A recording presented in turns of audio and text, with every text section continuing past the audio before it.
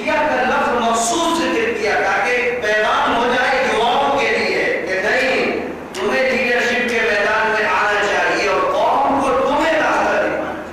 40% تو ہندوستان کی population under 20 ہے، 20 سال سے کم لوگ ہیں۔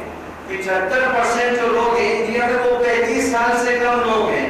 2025 میں ہندوستان دنیا کا سب سے یوا دیش بننے جا رہا ہے، لیکن آپ کے جوان کیا کر رہا ہے؟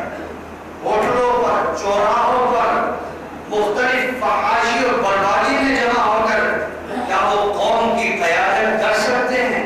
آپ بتائیے، میں آج زندہ ہو کر رہوں گا نہیں معلوم، لیکن کسی بھی قوم کا مستقبل اور فیوچر اس قوم کے جوان ہوتے ہیں۔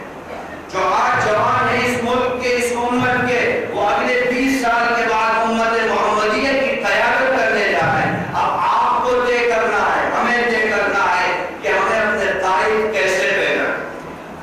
ہمارے بڑوں نے طے کیا تھا، جو مولانا آزاد جیسا تاریخ پیدا کیا تھا، مولانا مدنی جیسا کیا تھا، قاسم نانوتوی علیہ الرحمہ جس نے جب ایک صدا لگائی دیوبند کی زمین سے تو ہندوستان کا کوئی حصہ ایسا نہیں تھا جس نے اس کی صدا پر لبیک نہ کہا۔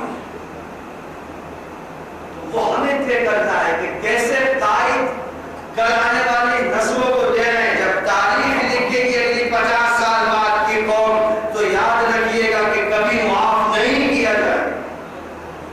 اس لیے ان لوگوں کو لیڈ کرنا ہے جو 20 سال کے بعد قوم کی قیادت کرنے جا رہے ہیں، اور ان لوگوں کو لیڈ کرنا ہے جو اگلے 50 سال کے بعد قوم کی قیادت کرنے جا رہے ہیں۔ آج کے جو چھوٹے چھوٹے بچے 80 لاکھ مسلمان ایڈوانس ایجوکیشن کی طرف جا رہا ہے 2019 میں، اور سروے بتاتا ہے کہ ہندوستان کا مسلمان جو ایڈوانس ایجوکیشن کی طرف جا رہا ہے وہ دنیا میں سب سے زیادہ امتداد کی طرف بڑھ رہا ہے، مرتد ہو رہا ہے۔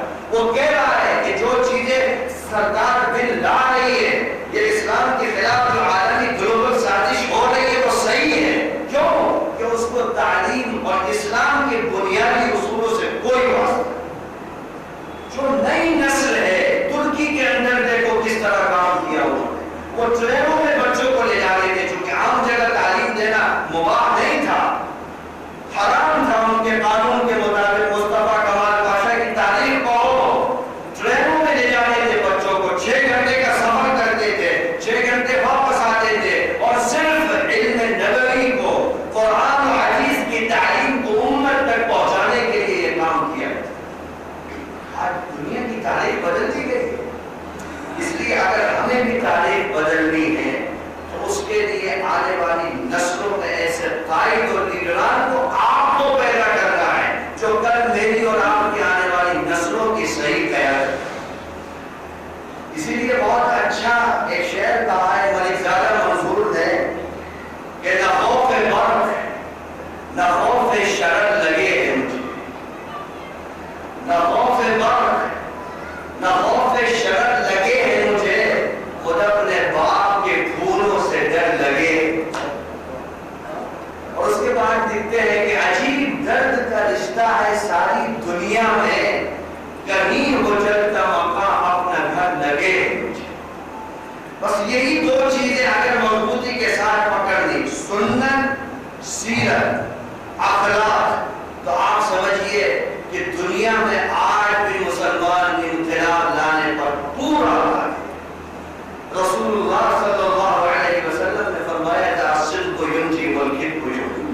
مہاتما گاندھی نے کہا تھا کہ سچ کو پریشان تو کیا جا سکتا ہے لیکن سچ کو پرہیز نہیں کیا جا سکتا۔ اس لیے ہمیں مل کر تربیتی کیمپ کا مقصد ہی